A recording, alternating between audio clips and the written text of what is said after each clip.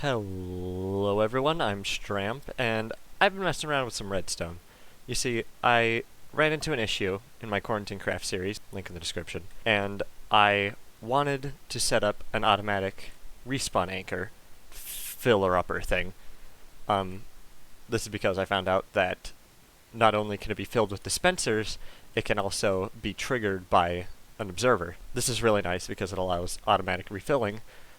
So today I have come up with 5 quick and simple designs for respawn anchor automatic fillers. I don't know what else to call them, automatic filler uppers. But really quickly, just in case, someone's watching that's not exactly aware of what's going on. A respawn anchor, a new block added in 1.16. You craft it like this, carrying obsidian with glowstone. You get yourself a respawn anchor. You use glowstone to charge it up. Each bit of glowstone does 1 charge. It can hold up to 4. Then you can right-click it to set your spawn point, and basically it lets you respawn in the Nether. You can't really tell, but I am in the Nether. This is very helpful because if you die, of course, and you want to go get your items, it just spawns you here and loses a charge. You'll have to refill it up. Now, of course, there are ways of doing this in different ways other than this. Of course, you could just have a storage system set up next to it with glowstone and charge it up, but that can get tedious. You could have, say, a piglin farm that auto-filters glowstone, and then you can just craft it up and put it in, which would take a lot of work. I mean, who has time for that? Who can do that? So here I have some automatic fillers. So let's quickly get into design number 1. This is a nice and simple one. We have an observer facing into it, detecting when it changes. So basically, if you die on this, it powers this block, goes to this. There's a dispenser facing upwards with some glowstone in it, and if we set our spawn point to that and die, you'll see it automatically fills itself back up. Design number 2 is somewhat similar. This one's made to be cheaper than that in case you don't have the means to get observers.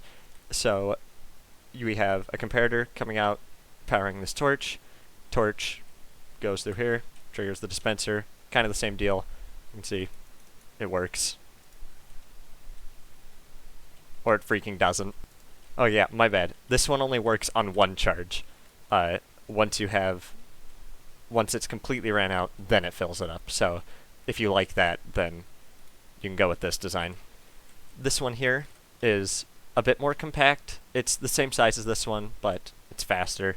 You can see we have the dispenser, or the observers are actually coming out the bottom.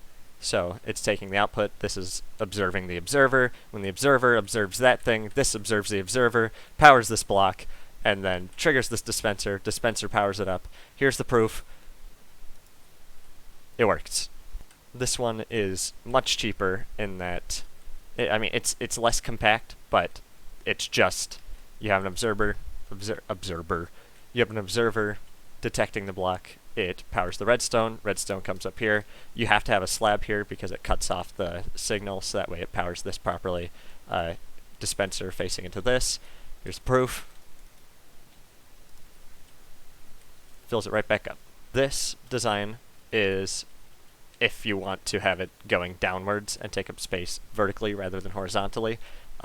This is just same concept of observer observing this, observer observing the observer observing this, and then powers that, goes into a target block to reroute the redstone, and then triggers the dispenser. Dispenser shoots into that, and then proof refills it right back up. Conveniently, most of these designs, other than just that one, if you have an empty respawn anchor, you can actually build this design and then place it down, and it'll fill it right up for you. So if you don't have a respawn anchor yet, you can just build this and put it wherever you want. I'd recommend putting the ground floor kind of centered around here. Obviously, you can do what you want, but that's just kind of how the design is. And I was messing around with a system to detect the glowstone amounts in it. So you can see we have this. It'll tell you how much glowstone is in it. This was just because this is something I want to do on the Quarantine Craft server. It's kind of I mean, it's nothing special, but if you guys are wanting a tutorial, make sure to leave a comment letting me know and subscribe, so that way you can see it when it comes out. If I do end up doing a tutorial on that. But that is going to be the end of this video. I hope you enjoyed. If you liked it, leave a like on the video and subscribe if you haven't, and I will see you in the next one. Later.